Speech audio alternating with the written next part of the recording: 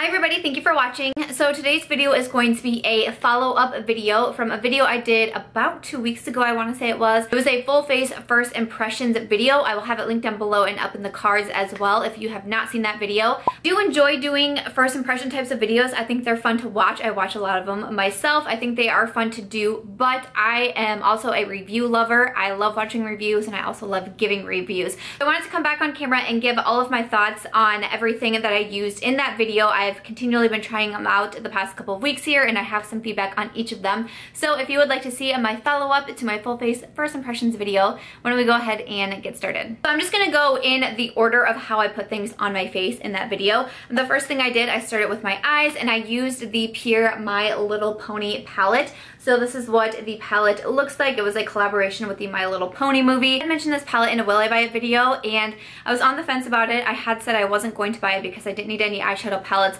but I was excited for it because Pure came out with a Trolls palette last year. I absolutely loved it. I thought it was fantastic and it looks really similar to this, like packaging and layout wise and all of that. And I believe they were both $29. So I was super excited. I was like, if it's anything like the Trolls palette, it's gonna be so good. It is not like the Trolls palette, you guys. I'm super bummed about that. You could kind of tell in that video I was having some struggles when I was using it for the first time. I wasn't really loving how it came out. In the end, everything kind of came together, but it was a bit of a struggle to get there. I have tried it a couple times as well. I do have it on my eyes today. I have a little bit of Generosity in the crease. I also put Tempest Shadow into the crease as well. I have Storm King on my lids, and then I have Fluttershy in my inner corner. Legitimately, I think Fluttershy, this kind of like pink iridescent, I think that's my favorite shade of out of the entire palette, and I really just love it for the inner corner. Like, I don't even really like it on the lids. I like it for inner corner. A lot of these shades I'm finding are not very pigmented. With the Trolls palette, you just had to dip your brush in there and boom, like you were getting payoff like crazy. With this, I really have to swirl around. I have to dig my brush in. Most of the shimmers, I do want to use some sort of liquid to be able to get the full oomph of the shimmer shades. The mattes didn't blend the best. It's not the worst palette that I've ever used. It's not the worst pigmentation I've ever used, but I think I was expecting the Trolls palette. I know I was expecting the Trolls palette and I didn't get it, so I was definitely disappointed, and it's definitely a bit harder to work with. One day I did kind of like my go-to I'm in a hurry type of look where I just put one brown eyeshadow all over my eyes and then I do a pop of color on the lower lash line, and I was like, perfect, I'm gonna use this purple right here that's called Magic. It was like you couldn't even see it. I mean, it was like you couldn't even, no matter how much purple I was putting on, every time I would start to sweep it on the lower lash line, it was just like, poof, magic. It was gone. That was a really big bummer. I also tried the same with this really pretty green shimmer and it just didn't show up very well. I did like this mint shade. I thought that was really pretty. The red, I do think is nice as well. I'm sorry, it's not Fluttershy that I think is my favorite. It's this one right here. It's Twilight Sparkle. That's the one that I have on my inner corner and the one that I love. But Fluttershy, I mean, you can see that those two are pretty similar. Fluttershy just has a little bit more pink to it, but other than that, I kind of struggled as well color-wise with this palette. I kind of struggled to put different looks together. All in all, it was okay.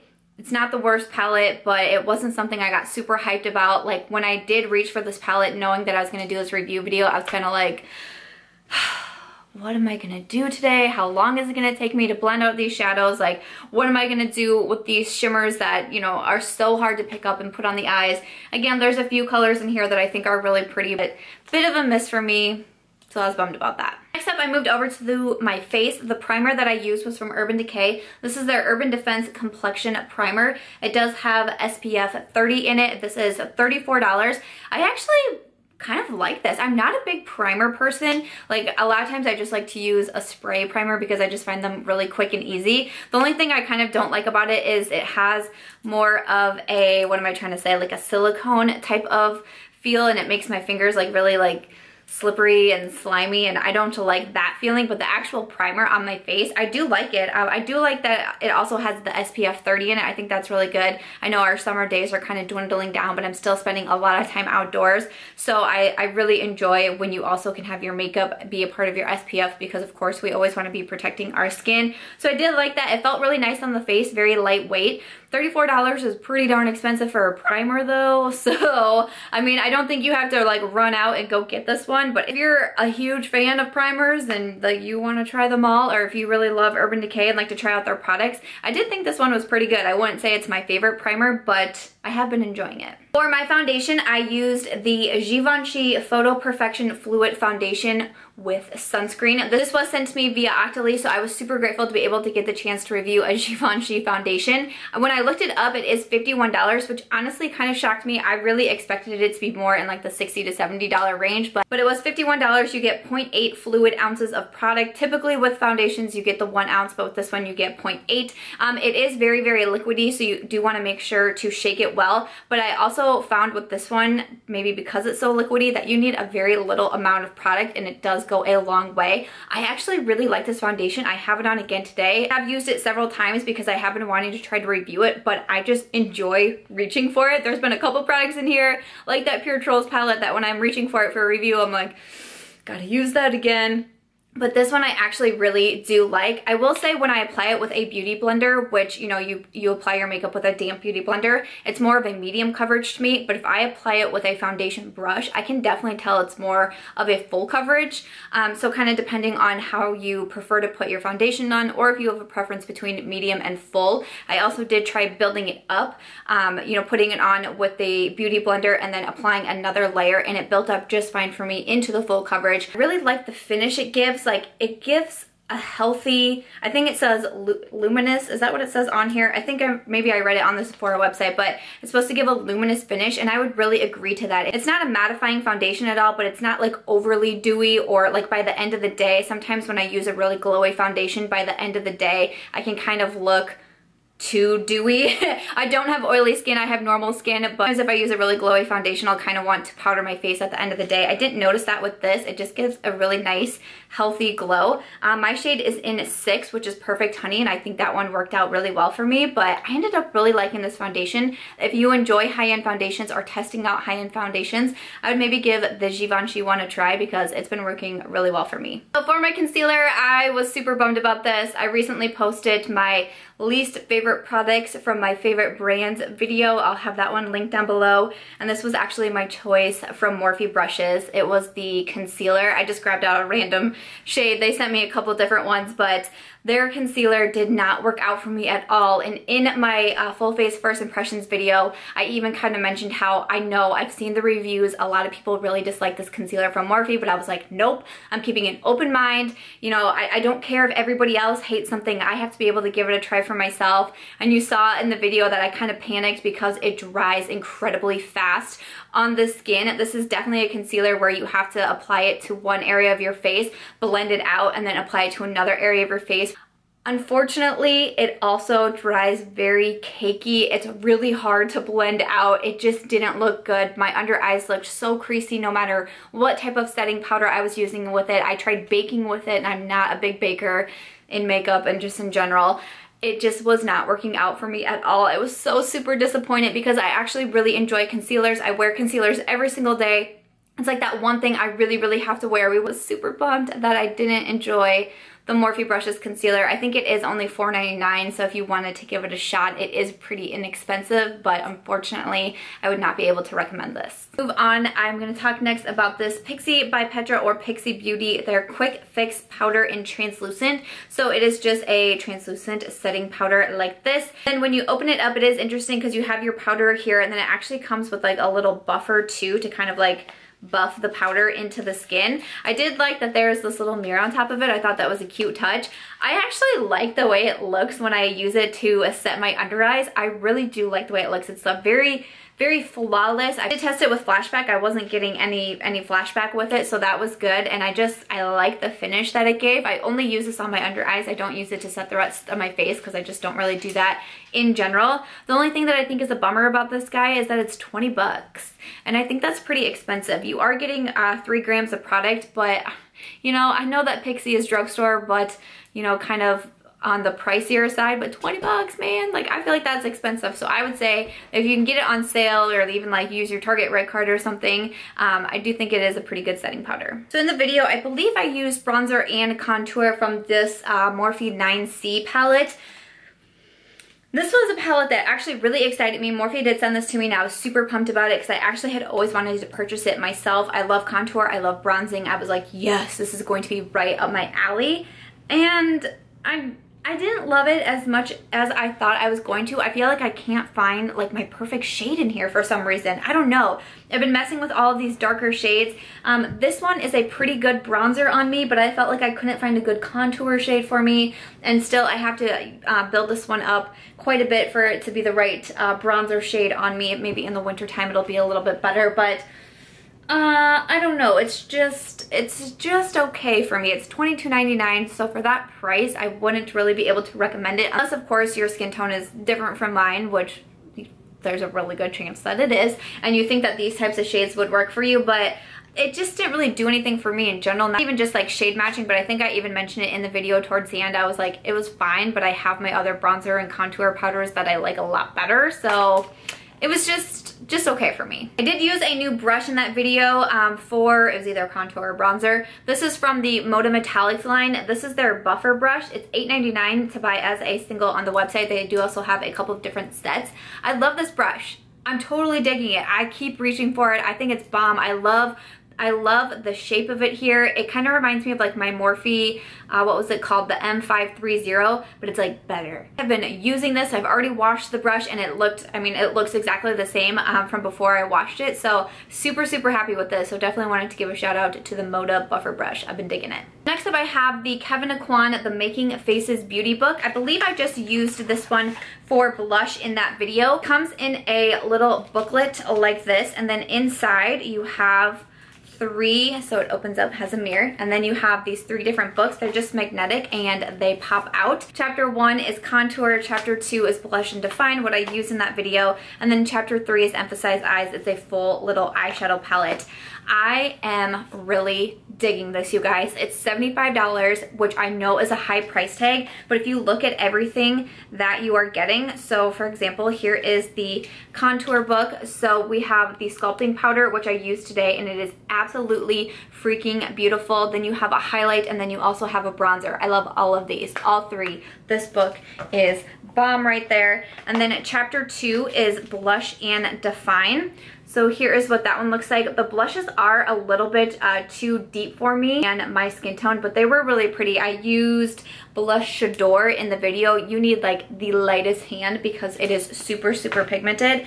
And then, like I said, for chapter 3, this is an entire little mini eyeshadow palette right here. Like, look how awesome that is. So you get all 3 of these for $75. So if you think that you would use each of these guys, then I don't think that price tag would be bad. It just depends on your preference if you think that you would use them a lot. I have been so impressed with so many things from Kevyn Aucoin. The sculpting powder though is definitely my favorite. Like I said, I do have it on today and I think it's absolutely gorgeous. If you love Kevyn Aucoin, or you like high-end makeup, or you like, you know, the 3 little books that I showed you in here, I really do think the $75 would be worth it. I continually reach for this guy. So for my highlight, I used the MAC Fashion Fanatic palette. This is part of some new palettes that MAC just released. I believe they released 6 different palettes. They did send this one to me. This one is in Fashion Fanatic, so here's an up close of the eyeshadows. So these are all eyeshadows over here, and then you do have a highlight. The highlight was just okay for me. It's definitely more of like a peachier highlight. It just didn't give me enough bam. Like, I like my highlights to be like, I like it for you to see them. Like, I don't want to just look kind of glowy. Like, I want you to know I have a highlight on. I fell off the highlight train for a while, but boy am I back on it. And I kind of thought the same with the eyeshadows. I featured this palette actually in a Makeup Monthly in the OK section. I had just tried the eyeshadows so far. I thought they were pretty decent. If you love these colors, if you love the shade range, if you love MAC eyeshadows, then the palettes are $39.50 and I think they're decent. Just nothing that really like blew me away or anything like that, but I still thought it was fine. If I want, you know, a subtle highlight someday, then I can reach for this palette, but for me it was just all right. So next up I had my brow product. This was called Stroke Brow, the feathering pen from Ardell Beauty. This is from a new line. Ardell Beauty is coming out with more products, brow products and mascaras and some eye pencils in there and new lipsticks and all this fun stuff. I got a really cool package from Ardell. I was very curious about this because this is what it looks like. I was very intimidated by this because I'm not super great at brows, and I have my comfort zone. Brow pencils are my thing. They are what I know how to do. I feel most comfortable doing them, but I try to get outside of my comfort zone, and I tried this guy, and it was a struggle. I struggled a lot. So I have only reached for this a couple more times, and it was both on nights where I was actually just sitting here not doing anything at all, and I knew that I could wipe it off, but I wanted to give it at least a couple more tries so I could give, you know, an honest review and not just try something once and say it doesn't work. I mean, if maybe you know how to do brows really well, and it doesn't matter what brow product you are using, you can just master the brow, maybe this would work for you. But I think if you're a brow beginner, or if you really only know how to use pencils, this is really hard to work with. Kind of like this felt tip, it's kind of flimsy. I just felt like I never had really good precise control from it, so it was pretty challenging to work with. So I really don't see myself reaching for this anymore now that I am doing this review. I think we're done now. Item that just didn't really work out for me, and I was super bummed about it, was Thrive Cosmetics. This was the eyeliner that I tried. It's their Infinity Waterproof Eyeliner in Nalia. Unfortunately, this just really wasn't very pigmented. It wasn't creamy at all. It was really rough on my waterline and wasn't showing up, and was just basically kind of scratching my eye. If I just kind of smudged it on the lower lash line, it was fine, but I like my eyeliners to go in my waterline, and then I use shadows to smudge on my lower lash line, and I think this was kind of expensive. Yeah, it was $22, so I would not be able to recommend a $22 eyeliner that really isn't very pigmented. So the mascara that I used was a new one from Urban Decay. This is their Troublemaker mascara. It had a lot of different claims on it, including being sex proof. I cannot tell you about that claim, because that would maybe turn this into a different type of video, and I'm not really down with that. But the Urban Decay Troublemaker mascara, I kind of feel the same way that I did actually in the first impressions video. I thought it was decent. I truly am not a big mascara person because I wear false lashes the majority of the time, but it is nice to have those really good mascaras in there for your non-falsy days when you still want to look like you have lashes, because I have such tiny, thin lashes that I need a good mascara to help them out. I wouldn't say that this would be my favorite mascara by any means, but I also don't think it was like the worst mascara I've ever tried. It definitely made my lashes longer. I didn't think it did much for the volume for my lashes, but I could definitely notice a lot of length with them, so I thought this one was just okay. Lipstick that I used has a really sad story behind it. This was from Nude Stix. This was it's actually a lip and cheek balm, and it was in the shade Haven. It looks like this. These are $24, and I did this to it. Apparently when I was putting it back in the cap one day, I was actually just like basically somehow like smudging it onto the cap. I don't know what I did, but I broke it. Kind of can get a little bit more color out of it. I was super sad because it was a really beautiful color. It was a really nice nude. I wouldn't say it's like my new favorite formula or anything like that, and these are $24. I think it's interesting that you can also use them on your cheek, but again, it wasn't like an instant favorite, and even after trying it out for a couple times, it just hasn't turned into a favorite of mine. I thought it was just pretty decent, but I was excited to try out Nude Stix. I think maybe if they were a couple dollars cheaper, they would be even better, but I never did put them to test on my cheeks because I'm just not really into anything kind of like cream or gel like that going onto my cheeks, but it was pretty good.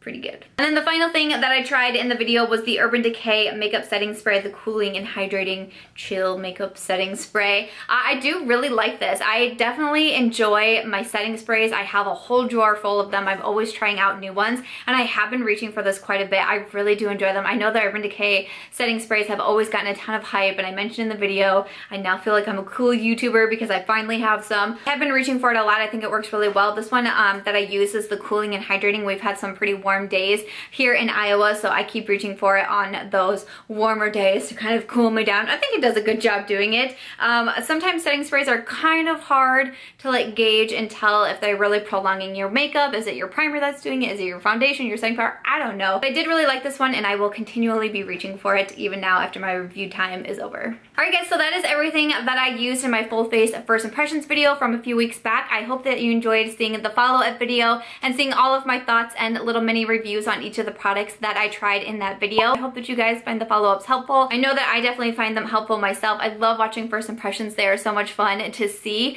but the reviews are what really helped me out the most. So I hope that you guys enjoyed this video or found it helpful. If you did, I hope that you will give this video a thumbs up. I hope that you will also consider subscribing before you go, and I'll catch you guys real soon in my next one. Bye.